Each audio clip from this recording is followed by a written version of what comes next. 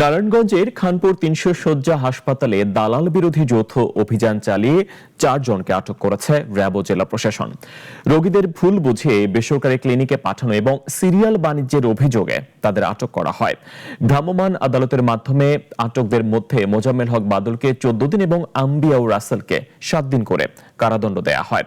এছাড়া একজনকে অর্থদণ্ডও করা হয়।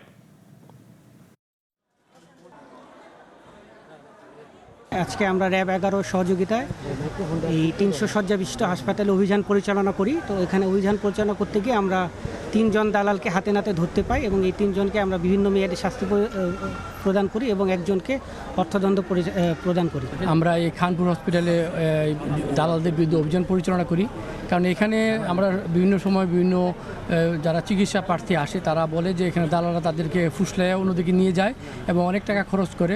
এবং আমরা গত ২০২৫ সালে এই ধরনের একটা অপারেশন পরিচালনা করেছিলাম।